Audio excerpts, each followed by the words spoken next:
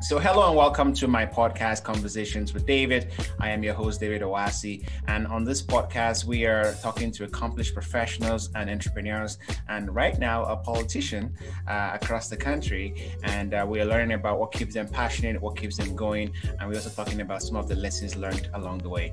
Now I'm here with my friend and someone I have a huge respect for, Uzoma Asagwara, if I got that correctly. Why don't you introduce yourself, Uzoma? Yeah, sure. It's good to be here. Thanks for having me on, David. It's good to see you. Yeah, I'm a registered psychiatric nurse. I'm an addiction specialist. I'm a former Canadian national basketball team member. Was an athlete most of my life. I played basketball at the University of Winnipeg as well, and a recently elected official at the provincial level. So I am the MLA for the constituency of Union Station, which is the core of downtown Winnipeg. And as of 2018, actually, it's a brand new constituency in the province of Manitoba. Exciting stuff, exciting. Very, very accomplished, Uzoma. And I want to start out my questions with just your career as a professional, or I guess elite basketball player. What really drew you into that sport? What drew you into being an elite player, and how has that shaped you? Yeah, I mean, I was an athlete for as long as I can remember. I was always very active, very active. I was a kid who had a lot of energy, and one of the best ways to keep myself occupied and out of trouble, I guess, was to be involved in as many physical activities as I possibly could. And I just really, really enjoyed sports. So by the time I was in about the sixth or seventh grade, it was pretty obvious that basketball was something that not only I was quite good at, but something that I really, really loved. It was a passion of mine from that age. And so I had no problem at all putting in a ton of hours practicing and being outside playing and competing against folks who were, you know, like the neighborhood kids who were bigger and stronger and older than I was. And eventually it just evolved into becoming an elite athlete. And so when I was in my teens, when I was probably about 14 or 15, I was also playing volleyball pretty competitively. And it came down to a point where I had to decide where I was going to put a lot of that extracurricular energy and focus. I could play as many sports as I wanted in school, but to be at an elite level on club teams and provincial basketball and all of that, you really can't do both at the same time. And so basketball was my primary passion. I really poured most of my energy into that and got a scholarship to go to university to do so. And it was kind of it just kept going from there. Absolutely. And I'm very curious, sporting is definitely something that shapes you in terms of how you view the world, how you're competitive, how you approach working with teams and things like that. How would you say it shaped who you are right now, based on all of your experience? That's a great question. I think that sport can and should be a positive way for folks to develop confidence, to develop relationship building skills, emotional intelligence, time management skills, learning how to be good to your body and take care of your body. I think that sometimes in elite sport, it can swing the other way where you can actually end up with these unhealthy aspects of and a relationship with your body. But fortunately for me, I always had really good role models and people who were really invested in their athletes being really good people and having really healthy, balanced lives. And so, sport is definitely a way for folks to develop a whole lot of skills, build good relationships, build strong, positive networks in life, and really equip you with the resources to navigate challenges in your day-to-day comings and goings. And it's a great way to just have fun. Foundationally, the number one most important thing, and I always tell this to young athletes, is it should be fun for you. It should be a place you can go to escape other stress, to express yourself creatively and have a good time as an athlete. Absolutely, absolutely. And also for yourself, you went into psychiatric nursing. When did you make a decision to go into nursing, and what was that experience like for yourself, being an elite athlete and also being a nurse? Yeah, the decision was made when I was in university. So Interestingly enough, I knew nothing about psychiatric nursing. I didn't even know you could practice that way as a nurse. But when I was going through the academic guide for the University of Winnipeg, I did see it in there that they had this joint program with Brandon University where you could study that. And my actual intention was to get a first degree and then go into law. And so I thought, psych nursing looks like a good professional program. I don't know anything about mental health at all. And so this looks like something that I might be interested in, that if I need to, when I'm done playing sports, I can probably get a job right away. It was a lot of like the pragmatic things that as a first generation Nigerian kid is beaten into you, that you get a good job, get a professional career, set a good path that way. And so it checked a lot of those boxes. But, when I got into the program and I started learning about mental health, I realized how little I knew about that field and how important it was to be a student in regards to mental health and to be an advocate in regards to mental health. And so by the time I, retired from basketball and started practicing as a nurse, my desire was really just to pursue that as my career and see, what I could contribute to the field. Absolutely. And I definitely agree with your point there on how much we don't know about mental health, especially we who are not related to the medical community. Just for someone anyone who's listening to our conversation and who doesn't put much thought or much importance to mental health. I know more and more in the last few years is becoming more and more of an issue that's been talked about. But what would be your answer on why we should actually worry or think or consider our mental health and why that is important? To me, it's as simple as mental health is health. Like it's no different than if somebody has stomach pain, persistent stomach pain, and they don't know what's causing it. You go to a doctor, you go to a nurse practitioner, you see a healthcare professional and have them help you figure out what's causing that pain and how to deal with it. And our mental health is absolutely no different. We need to take good care of it in order to have good overall health. And we all navigate mental health. Mental illness, mental health issues, mental disorders are very common, they're prevalent, and we need to start being able to talk about them and talk about mental health and wellness as often and as easily and as frequently as we talk about headaches, as we talk about diabetes, as we talk about indigestion. Like we have to be able to talk about these things. Otherwise, what tends to happen is that because of the stigmas associated with mental health issues, because of the lack of information and education, sometimes people who are navigating mental health issues will have experiences that they don't know how to identify. They don't know where to access help for. They don't even know that they should.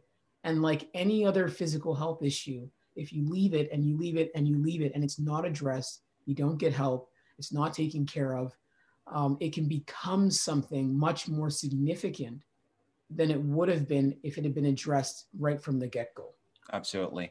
I definitely agree with you. I think mental health should be treated just like any other part of our health life, whether it's, you're going to work out to be physically healthy and fit, shouldn't be any different for the mental health. And I'm, glad that it's been talked about. And you and I, we share a little bit of coming from Nigeria and sort of that approach. And I guess most people have that approach as well, where it's seen as somewhat of a shameful thing if you have mental health issues and not dealing with them. So I do appreciate your answer on that and insight. Now, I want to make a little bit of a pivot to you personally. And, if anyone has spent any time with you, they quickly will understand who you are in terms of, your identity and things you're passionate about, community advocacy, activism, and who you are in terms of, your personality as a queer Black person. Can you share with me how those, views about yourself and those passions of yours have evolved as you've grown as an elite basketball player and also as a psychiatric nurse? How have you come to really understanding who you are and what you're passionate about? I love that question. I think that it's a big question because it's like a lifelong journey and I'm still on it, but it's certainly something that has grown and evolved over time. And understanding myself as a whole person, understanding myself as a person with complex and dynamic identities has taken a lot of work, actually. It was really when I retired from basketball in my mid-20s and started practicing as a nurse full time and trying to figure out the rest of my life that I really started leaning into parts of my identities that I hadn't really, I don't want to say been afforded the space to, but I think I was able to avoid doing some of that deep internal work because I had such a strong rooted identity in being an athlete. And it was such a positive and a wonderful thing for me. It was like all encompassing, on the national team, as any national team athlete knows, you're not, the Olympics aren't every 4 years for national team athletes. It's every day for 4 years. Everything you do every single day is moving you in the direction of going to the Olympics. And so when you remove that from a life equation, it opens up so much more space and time and energy. And when I was no longer a national team athlete, no longer living my life kind of in these cycles that way, I realized that there was this really big gap in terms of my identities and what I saw as having inherent value as a person. And my queerness was something that I had always, my whole life, I had really struggled to navigate because my entire life, I had never seen anybody like me in the world with all of those identities anywhere. I didn't read about queer Black people in any books growing up. I didn't watch movies that had people like me in them. Didn't see magazines that showcased and highlighted people like myself. And so when you live your life in identities, as a Black person, and I think that a lot of people can relate to what I'm saying, regardless of whether or not they're queer. When you live your life and you don't see yourself anywhere, you don't see yourself framed anywhere positive or with a strong, affirming narrative, there's a part of you that may subscribe to the belief that you don't have a place in the world. And so when I, growing into adulthood and being a professional, it became really important to me to do the work to understand who I am, my identities, and to ensure that I wasn't compromising any part of myself due to anyone else's discomfort or lack of acceptance or ignorance. I wanted to make sure that I had confidence, that I was self-assured, and that I loved myself as a whole person. And I think that that's a journey that most people can relate to, learning to love ourselves as whole people and setting a standard and a boundary that expects other people to see us, uphold us, and love us as whole people ourselves. Absolutely fantastic insight, and thank you for sharing that insight into yourself. And when I hear your answer, I'm just again, and we'll talk about emotional intelligence being a theme for yourself, but I'm hearing a lot of self-awareness and just doing that work. I know you made an emphasis on doing that work for someone who perhaps is in that place you were in a couple of years ago, where they're not sure of who they are, they're not seeing a representation of themselves in the public as generally. How should they approach, doing the hard work? What does that look like based on your experience and when you walk that journey? How would you advise someone who's in that place? Yeah, my hope would be that first and foremost, and it's a challenge, it can be a challenge, but first and foremost, that the work really starts within.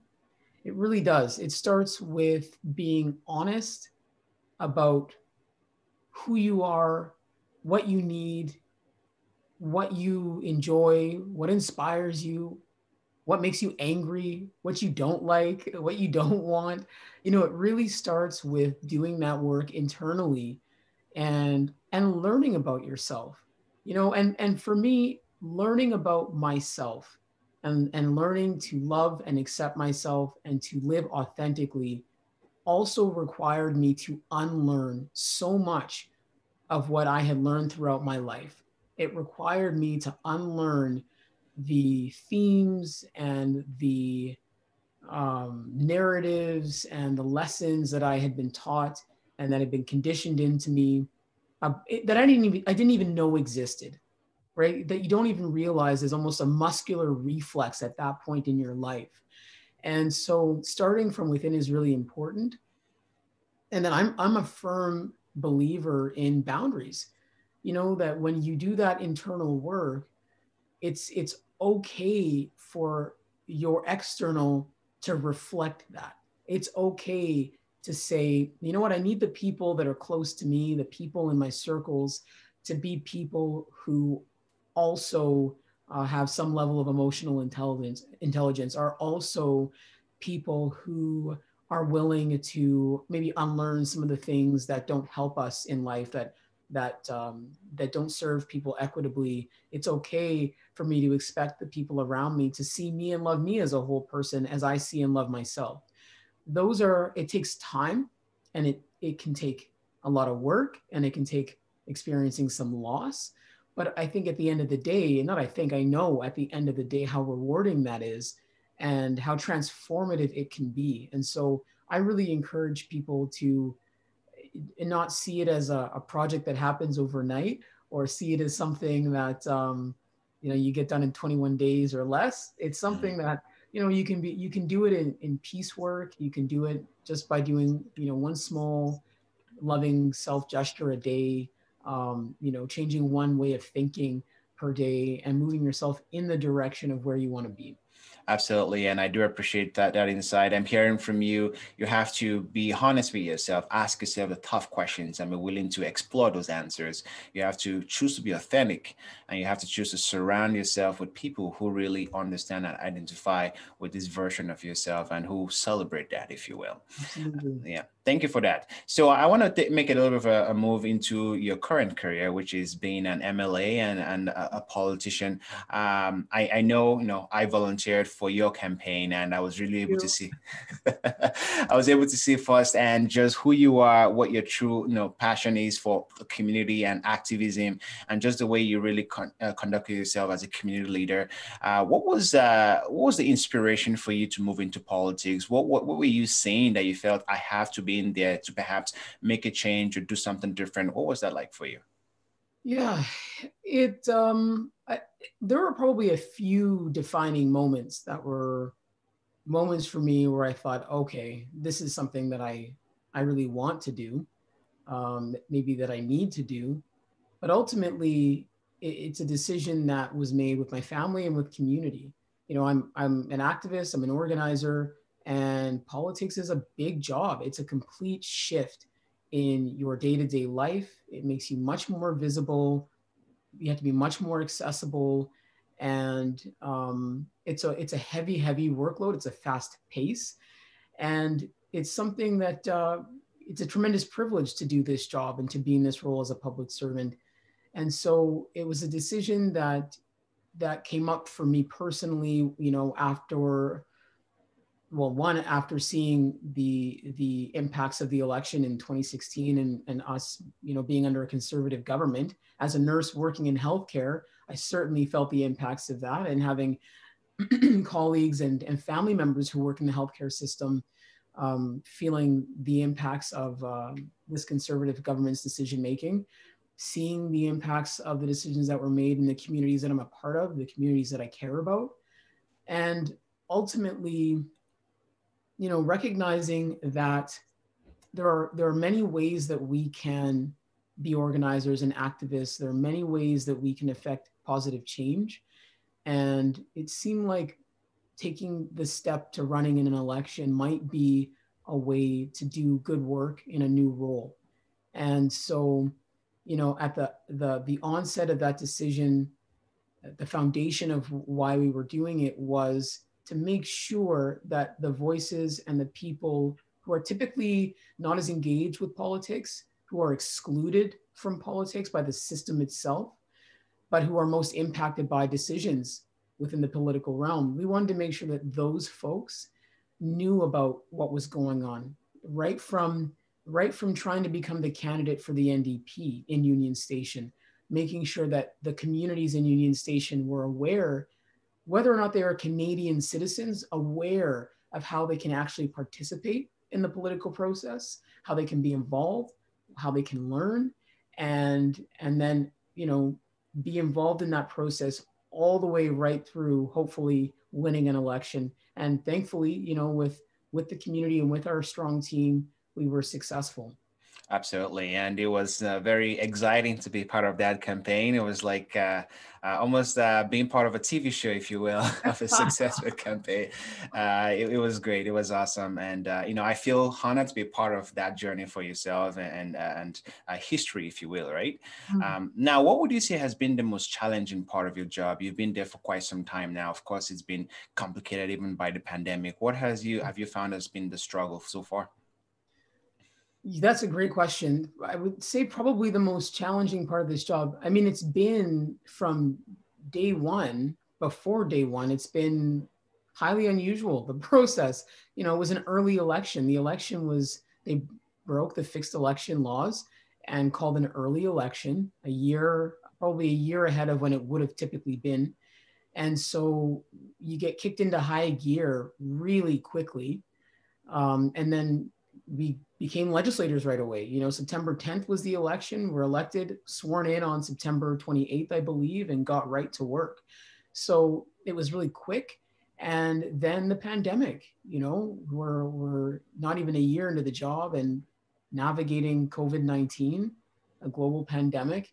And that's definitely been the hardest part of this whole job and this whole process is learning how to be a good legislator, learning how to be a good public servant in this role, while also, like everybody else, trying to navigate this pandemic and the very, very quickly moving, evolving, changing parts that go along with it. And so, just working on building a strong team, because Union Station is also a brand new constituency. There was no established foundation for that constituency. And so a lot of our time and energy has been building a good team, getting the information about Union Station out to constituents, letting folks know who we are, why we're there, what we can do for them, and making sure that they know we're accessible and accountable to them as constituents and as community. So it's certainly been, something for the record books in terms of the experience for all of us new MLAs and even incumbent MLAs.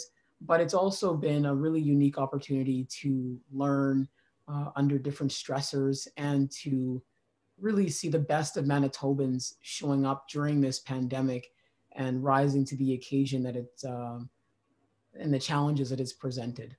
Absolutely. And, I really appreciate your answer there. And I follow you on Instagram and I see a lot of your collaborations and videos and just kind of putting information out there and engaging with the community. And it's just not lots of respect. And if anyone is not following them, please make sure you do follow them on Instagram. I believe I can post the link on the information. But I also wanted to go back to, again, being, it sounds like you're one of the first in many things you do. You're a pioneer in a lot of ways. What would your advice be to young people who are perhaps maybe they've struggled with some of the issues you have struggled with before, finding your identity, and they're thinking, maybe in the future I want to be like Uzoma, I want to run in politics. How do you prepare yourself to be in a position where you potentially are representing your community? What should you be thinking about if you want to run for office in the future? That's exciting for me. It's exciting, and that's something I've been hearing more and more from young folks of color, young Black kids, young Indigenous kids who are like, I think I want to do this. This doesn't look like what I thought politics always looked like. And maybe I'm interested now. I want to get involved. I think that's fantastic. And the first thing that I would probably tell people is just pursue whatever it is that really excites you and interests you. Pursue it with integrity. Really pursue it in a way that makes you feel good and integral about the way in which you are going about things. And don't hesitate to reach out to people who you see doing what you want to do. Reach out to those folks and say, you're doing exactly what I think I want to do in 10 years, 5 years, 20 years, whatever it is, and hearing from them directly the steps that they took to get there. I love hearing from folks who want to take that path and make those choices. And I especially enjoy answering questions, providing resources, providing encouragement and support, answering any questions and being helpful in any way I can to make it easier for folks, coming after us. I would love to see increased representation in politics. And I would love to make sure that it's an easier path, easier, more equitable journey for anyone else who wants to pursue it, because it's not easy. I still deal with, some of the garbage that we deal with as Black people, as queer people. I'm a gender non-conforming person. People read me a lot of times as, she, her, female, woman. And so I also deal with misogyny. There are all these things that unfortunately many of us still deal with in today's world. And I think it's also really important to be honest and transparent about those challenges so that people are prepared and equipped to navigate them. We've got to tackle those challenges. We've got to break those barriers. But I also want to make sure that if folks are entering these spaces, that they're safe, that they're respected, and that they're equipped to navigate the realities of what these spaces, unfortunately, still are in ways. Yeah, and I appreciate you giving us, the real, reality of the situation. But what I'm hearing from you, Uzoma, is you're saying that, to anyone out there who wants to perhaps pursue this path you've followed, is to try and get some sort of shadowing. So talk to people who are in that role, ask them questions, and try and learn as much as possible from their everyday experience to really understand if it's a fit for what you're looking for. Because a lot of times, a lot of roles and positions have this sort of feel to it, but that might not really reflect the reality of the situation if you're in there. And I think that's a very important point. Now, in your role, Uzoma, you are the critic for health, seniors, and active living, and you've been very, very, you've been very out there just with your critic of the way the conservative government has handled the pandemic. What is your general take on where we are as a province with the pandemic, and what should we be doing? How can we be better as the virus is spreading and getting worse and worse in our province? Yeah, I mean, my overall take is, and I'm a big proponent of give credit where credit is due. I think that if you do something well, you do it right. I'm going to give you props for it. And the athlete in me recognizes that it's important to celebrate the good, right? Acknowledge the good and the success, but it's actually more important to reflect on what doesn't go well so that you can improve, so that you don't repeat mistakes. And I think that we're most critical and analytical when things aren't going well. And I think that's not a bad thing. So, in my role, yeah, I've been really critical of this government. I've analyzed the decisions that have been made, and I've reflected on them, and I've pointed out where they failed. And unfortunately, here in Manitoba, the government has failed a lot, and the consequences of that are real during this pandemic. We see that with the number of deaths we have related to COVID-19 in our province, the number of hospitalizations right now, which is, almost 360 as of yesterday, ICU beds, ICU capacity, healthcare workers falling sick, passing away, the deaths in long-term care homes, which were completely preventable.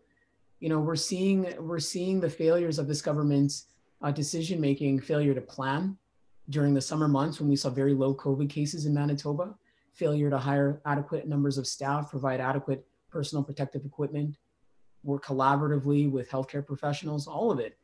And unfortunately, here in Manitoba, these are all themes that we knew and saw from this government before the pandemic. And an unprecedented global health challenge arrives here in Manitoba. And because they've got this rooted way of acting and decision-making and functioning, especially in healthcare, they weren't able to pivot. They weren't able to adapt and be flexible and become the government that we need during a pandemic. Manitoba, we actually had the luxury, if you can call it that, but we did, of having our first presumptive case of COVID-19 weeks after other jurisdictions in our own country. We had the advantage of other jurisdictions having a first wave that exposed gaps and vulnerabilities in their healthcare system. And other jurisdictions who provided recommendations, suggestions, and direction as to how to avoid the catastrophes that happen in their own areas to their own citizens. And we failed to listen. We failed to implement those recommendations. We failed to plan. And so unfortunately, right now in Manitoba, we're dealing with being in a code red situation, which is a very, very restrictive lockdown. You know, we're telling folks, encouraging folks, only leave your homes for essential purposes. If you're an essential worker, if one person from your household needs to go out and get groceries, you know, it's a pretty difficult state for us to be in, but we need to adhere to it in order to make sure that our healthcare system has the capacity to continue to provide care. And, you know, we're in a position now when it comes to ICU capacity, for example, where part of the reason why you ask people to stay home and only go out for essential reasons is because if you don't have ICU beds, we're talking about you have 2 car accidents. We're in Manitoba in winter, right? Icy roads. If you've got everybody out and about driving like they typically do, and you have a car accident take place, then you're looking at being in a position where maybe there's not going to be the ICU bed that you might need because our system doesn't have the capacity, you know? And so it's a tough reality here in Manitoba, but I think it's a reality that can be turned around if this government is willing to work collaboratively, if this government is willing to prioritize people ahead of profit, people ahead of party, and if, you know, collectively we keep doing what we're doing as Manitobans. I think individual Manitobans and families are doing their part, but that has to be matched by a government as well. Absolutely. And thank you for shedding the light on the situation from someone who is in the arena in there. I want to make a bit of a pivot to my next question, which, you know, a lot of our conversation has had themes of emotional intelligence, both from your perspective in your self-discovery process, as well as basically the way you conduct yourself. I've been very privileged to watch firsthand how you interact with constituents, how you interact with your volunteers. Myself, when I was volunteering for your campaign, what would you say is the role of, you know, emotional intelligence and soft skills, if you will, in success, whether in, you know, politics or in career generally? What's your take on that? Yeah, I think that emotional intelligence is important. It's a way for, well, first and foremost, and I always go back to that, you know, it starts from within, right? It starts from recognizing that we can all do the work to be more emotionally intelligent. And like I said before, it's ongoing. It's a lifelong journey. I'm still on it. I'm still figuring it out. But I certainly have recognized that throughout my life, when I've made an effort to be in touch with who I am internally, to focus my energy on how what I'm experiencing, what I'm processing, what I'm going through can manifest in the world, and my responsibility and how I communicate with others. When I've invested in doing that work, there's just been better outcomes in my relationships. You know, I have stronger, more positive relationships, get along better with folks. I feel like, you know, I'm able to communicate myself in a way that's effective and meaningful. And, you know, it's something that is important when you're in a role of healthcare as a nurse, as an addiction specialist, as a community organizer. It's ways of being that just allow for better relationships to be formed and built. And that's really important. And so as a public servant, you know, door knocking, and, you know, you and I went out door knocking together, you know how it is. You know, you're showing up on somebody's doorstep completely unannounced, pitching something to them and hoping that they trust you enough, or they, in a split second, feel connected enough to ask you questions about why you're knocking on their door, asking for their vote, to share their concerns and their experiences with you, or at least, at the very least, feeling like you're somebody that didn't leave them, that left them feeling better, you know, than when you arrived there. The hope is that with every interaction, you can leave that person feeling just as good or better than when you showed up on their doorstep. And so I think that's a way that I appreciate when people interact with me from that space. And I know the ways in which it can lift you up in a moment when you know that someone is intentionally interacting with you from a place of care and respect and affirmation. And so it's those moments as well that encourage me and inform the way that I go out into the world and interact with others. And so, those are lessons I've learned from other people. Very generously, people have shared that with me. And so I try to do my part and carry that forward. For sure, for sure. And when I think about emotional intelligence, I'm typically thinking about three areas. I think about for self-awareness, which is really understanding what's going on inside you. And I think we've talked about that theme throughout that conversation and your growth in that area. The second thing I always think about also is self-regulation. So it's one thing to understand what's going on. It's another thing to keep it in check and to make sure it fits the occasion.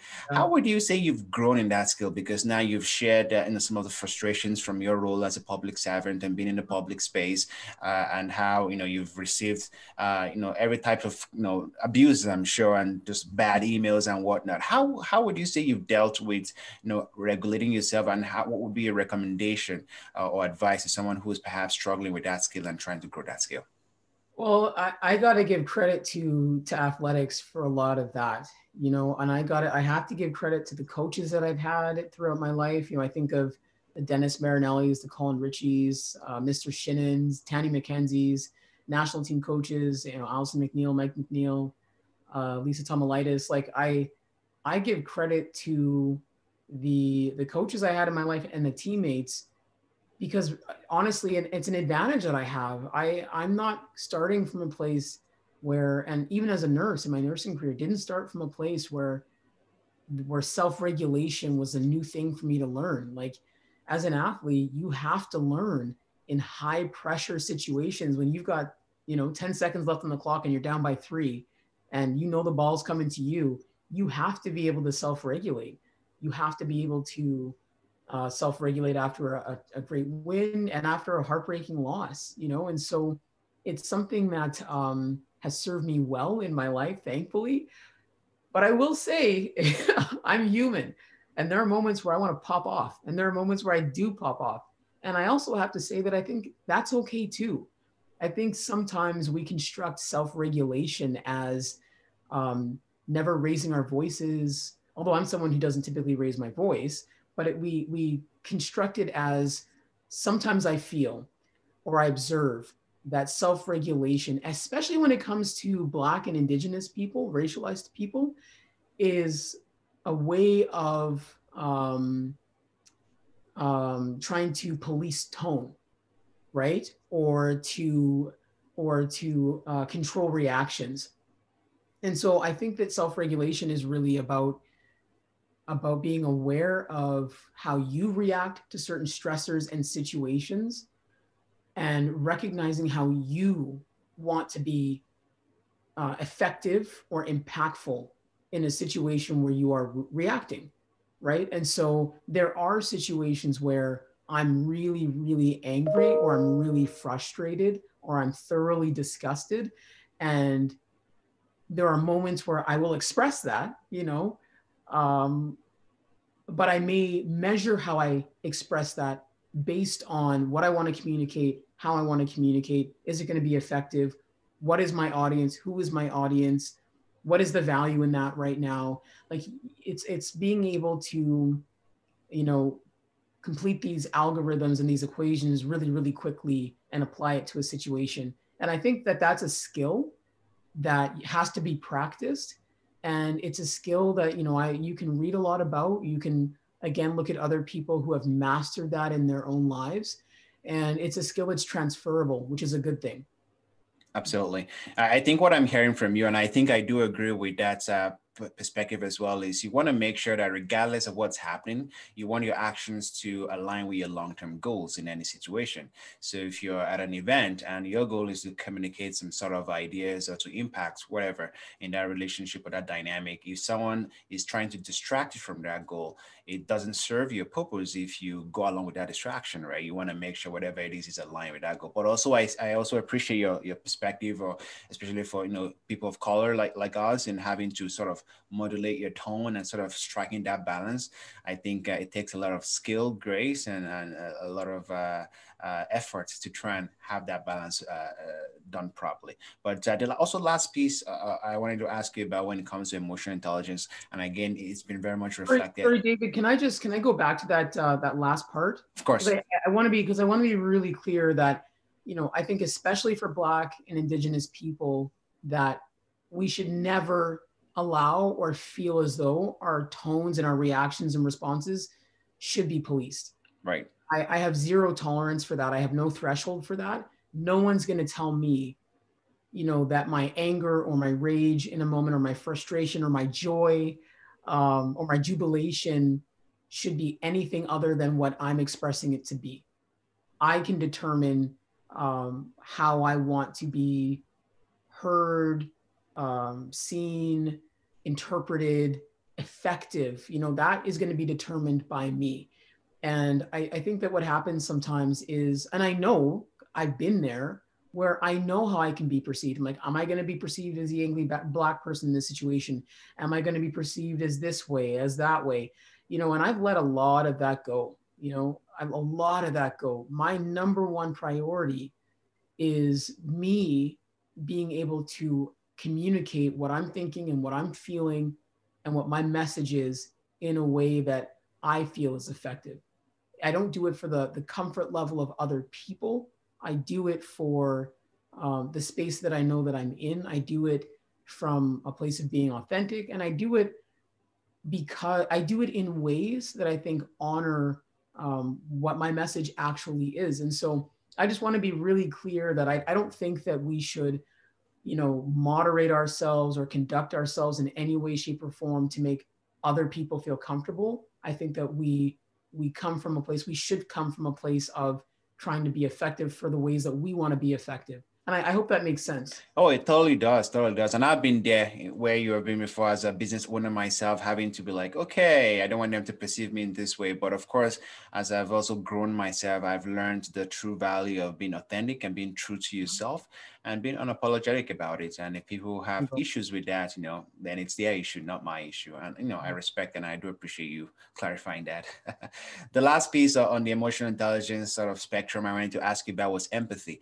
And empathy is something, again, you've brought up time and time again, both in how you deal with your constituent, people who look up to you, and generally, I'm guessing in sports as well. Can you just share with me your growth process in the skills of empathy and why that is important to be successful in whatever career you are in? Empathy is something that, you know, we hope that everybody is born with. Everybody is born. I think that everybody, you know, from very small, you can see with little kids, you know, babies, there's empathy there. I've seen videos of, you know, a baby is crying and another baby that can crawl will crawl over and try and comfort. You know what I mean? Empathy is there. But it's definitely something that, and I think in a society that really encourages us to be individuals and to put the individual self ahead of the group, which is counterintuitive to how I was raised. It's not the values of how I was raised in our community is that, you know, you put your community first, you think of your family, you think of the whole. Self is very important, but, you know, the collective is the heart. And so I'm very fortunate. My mom was a big proponent of empathy our whole lives, always encouraging us to think about someone's circumstances, always encouraging us to think about not just the decision someone made, good or bad, but think about where this person's at in their life, and to come from a place of compassion and understanding, like doing that work to maybe look under the surface for and figure out how to better understand a person. And so, you know, in my career as a healthcare provider, empathy is so important. You know, empathy, compassion for patients, clients, community is an integral part of providing the best care you possibly can as a healthcare provider. And, you know, in terms of being a community organizer and activist, especially working in communities and alongside communities that are targeted and marginalized, and oppressed, empathy is crucial. It's critical in being able to do this work and being able to understand from a loving place where people are coming from, what they're navigating, what they're experiencing, where some of the decision making is rooted in. I think that empathy is a core component. It should be a core component of how we engage with one another. And sometimes that's easier said than done. It really is. But I definitely think that empathy is something that we don't talk about enough, and is something that is de-emphasized in ways where it should be fully emphasized. For sure, totally. Empathy is a core skill. I think it applies to any career, really. As long as you're working with people, there has to be that key of empathy, for sure. Now, as we get closer and closer to the end of our chat, here, it's been a fascinating chat. I just want to get a sense of, you've been working tirelessly throughout this pandemic, representing your constituency, and much appreciation and respect for that. But what has been the struggles, if you will, from a professional perspective, working in a pandemic? How have you dealt with that pressure, and how have you kept that performance up, even with everything seeming to be, going crazy around us with all the cases and the lockdowns and everything? How do you maintain your level of motivation, and how do you keep that going? Well, I definitely, for me in my job, I just feel such a tremendous amount of responsibility. Like, people are really depending on us as legislators to fight for them, to advocate for them, to show up committed every single day to amplifying their voices and amplifying their concerns. And so it's, for me, to be completely honest with you, it's very easy to stay motivated. I can't even tell you, I don't know how many emails I get every single day at this point from people who need support, from people who want to share information with us and let us know what's going on in their world, people who have suggestions. And I've got a really good team in Union Station, and they're always doing casework and building relationships in community as well. And so we motivate each other. We bounce ideas off one another. We're communicating what's going on. We take our work really seriously. And, our NDP caucus is strong. We've got a good team, and everybody works hard, so the competitive part of me is like, is that person working harder than I am? Okay, I got to step it up. I got to work harder, or that person's material looks really good. Okay, that's great messaging. I got to get on that. My messaging needs to get better. How are we going to get that done? And obviously, we want to form government at some point. I definitely think that part of our job is making sure that the community as a whole, that Manitoba very broadly, knows what's going on, knows what we're doing and why, has the information so that they can make an informed decision about who's representing them and who's running the province for them as public servants. And so I'm motivated all the time. I never lose motivation, but I'll be honest and say that this pandemic, it doesn't affect everybody the same. Like, we're all experiencing it. We're not experiencing it the same ways, but I'm not immune to the impacts of this pandemic. I have a family that I care deeply for. We're really connected. I worry about them. I have siblings who are frontline healthcare workers. I think about them, worry about them every day. I worry about my mom. Like, it's been hard the past many months, not being able to give my mom a hug. That's really tough. That has a real impact.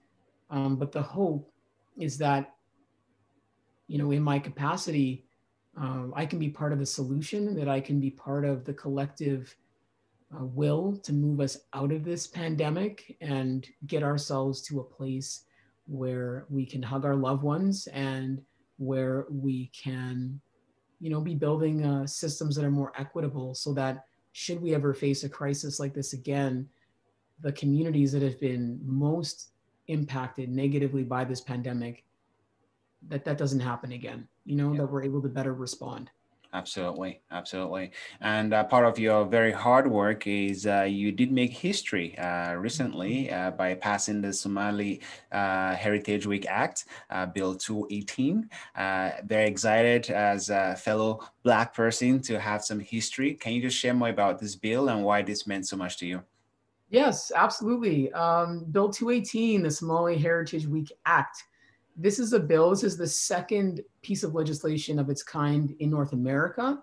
The first was actually passed in Ontario by NDP MPP Faisal Hassan. And it was actually brought forward by a community member, Fuzia Shikali, who is a team member of ours in Union Station and a community organizer, Somali woman. And she saw that Faisal passed this piece of legislation and approached me. Actually, a group of Somali women organized Somali Independence Day and a Canada Day celebration in Central Park, which is in Union Station, on obviously July 1st. And they worked so hard. They worked for months to put this together. It was such a beautiful event. It was a beautiful day. It was wonderful to see Somali Canadians, Somali community out to celebrate both really important occasions. And she approached me after and said, you know, can we pass something like this in Manitoba? And I was like, absolutely. Like, why not? There's no reason why we can't put forward a piece of legislation like this. And so I went back to our staff and our team and I, you know, pitched it. Like, this is something that we want to do. This comes from the community. They really want to see this happen. We drafted the piece of legislation, and then very unexpectedly, you know, in the last 72 hours, there was an opportunity to introduce the bill in the hopes of seeing it pass, get royal assent yesterday afternoon. And it did, which was like mind-blowing for me, to be completely honest. Like it was unexpected. It was very exciting. I'm so happy for the community. I'm so happy for the folks who, you know, advocated for this. I'm really proud to have been able to bring that legislation forward.